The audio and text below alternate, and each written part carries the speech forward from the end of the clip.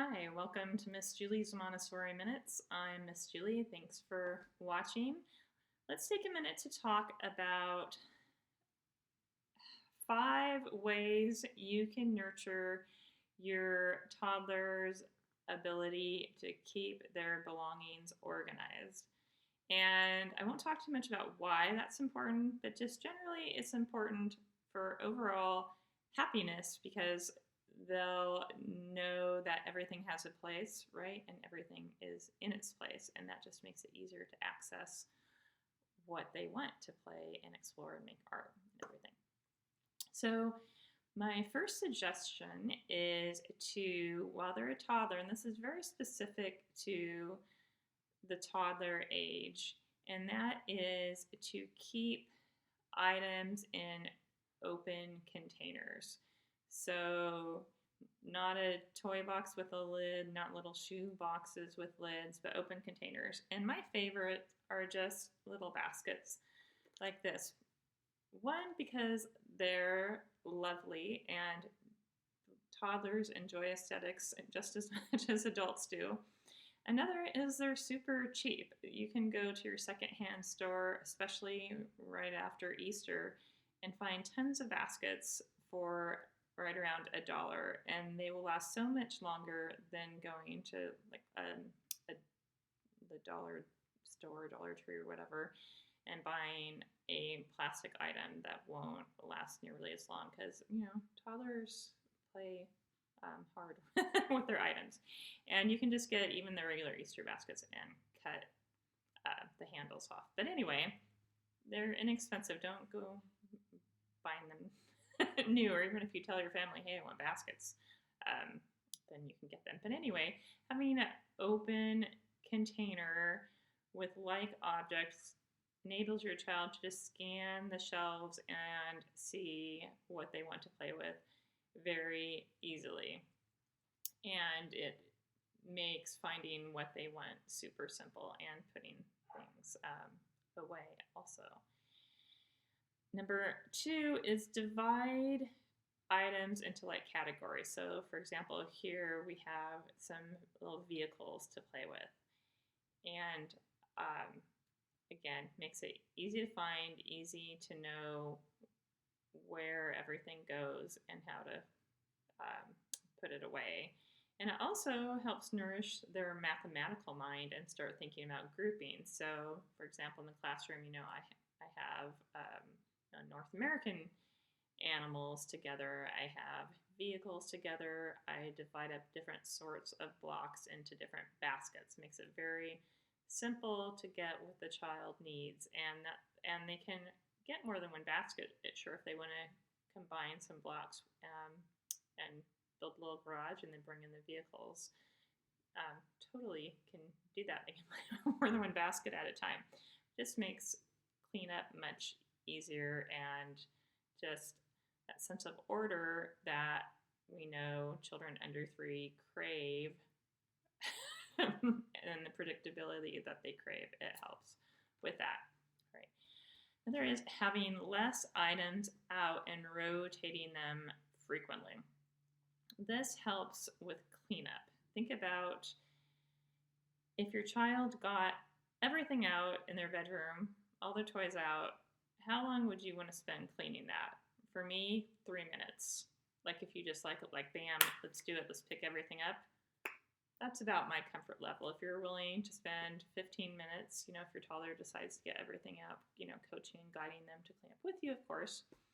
So think about how long you're willing to spend cleaning with your child, and that's about the amount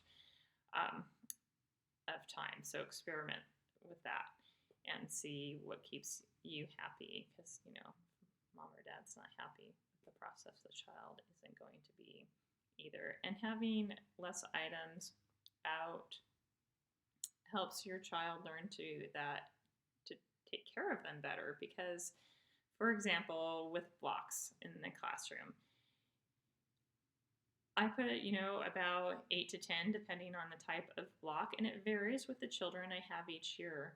But observe your child, and if they're throwing things like they don't care about them, it probably means they have too much, right? It's kind of their way of expressing like, this is too much. I have too much of this, and therefore they don't care. It's just like a surplus. So they'll care for items more if they have less of the items, and they will tell you by the way they play with it whether it's too much of one thing. Same with like dress up clothes, for example. If they're just throwing it all over the place and walking on it, that probably means there's too much. So rein it in and then just put the excess up and rotate it. And that also makes it fun. It's like, oh yeah, I forgot about about this. Haven't seen that for a while, and then they're more engaged with their belongings too. Anyway, having less will be better stewards of what they have, take better care of it, and they'll appreciate it more. And it also doesn't send the message that, to be worthwhile, you need a lot of it, right? And that's, here in the United States, I'm sure other places too, it's like the consumer is a message like, gotta have more, gotta have more. So we can be countercultural and just have less out and rotate what your child needs. Another tip is make sure whatever organizational system you have in place that it's as easy to put away as it is to get out. So like with these burrito blocks, right? Just easy to take out. Just as easy. If this was in a plastic shoebox with a lid and stacked, that would be a lot more difficult, right? To get the lid back on, and stack them back up. Or with books, it's much harder for a child to just stack books with a bookend and get the book back in than it is if you have a basket for your books. So just think about, is this just as easy to put away as it is to get out? And one of the most important, my last tip, is to model joyful cleaning up, right? So some people sing songs, and that's great if you have a little song to sing while you clean up, but that's not even necessary so long as your attitude is positive. And I don't just mean when you're picking up your child's toys. I'm talking about when you're picking up other items in your house, right?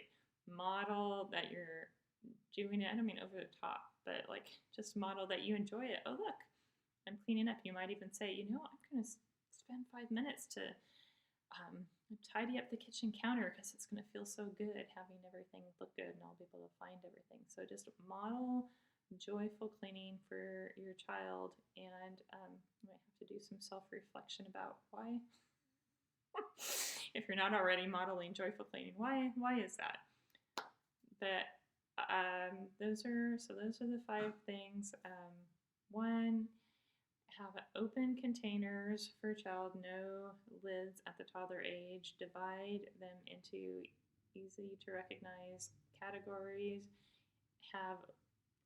3, have less out and rotate often. 4, make sure things are just as easy to put away as they are to get out. And 5, model joyful cleaning.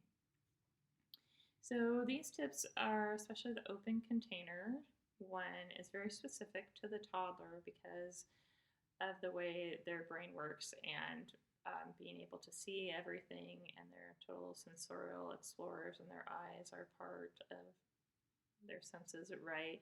And so they're not like imagining what they need to go and gather and able to get them out of closed boxes that you can't see what's in them. Now, as they age, and starting, about 3 and older, that will start to wane, and they'll be better able to plan and gather items. And their preferences for organizational systems will change, and you might realize this as an adult. Other adults or older children have a different natural way of organizing their belongings. And a resource I recommend for the older child and for you and your adult cohabitants is Clutterbug. So I really recommend you check out Clutterbug videos and websites. Cass, has developed different, she calls them bugs, that recognizes different natural tendencies in how we organize things. So for your older child and for yourself, definitely worth checking that out and discovering your own natural organizational style instead of trying to fight and fit into, whatever you're seeing in a magazine or which isn't necessarily going to help you in your natural tendency. So I will have a link to her videos, and I recommend you check that out for the older child and for yourself. All right, thanks for watching, and please like and subscribe, or like and subscribe. All right, thanks for watching.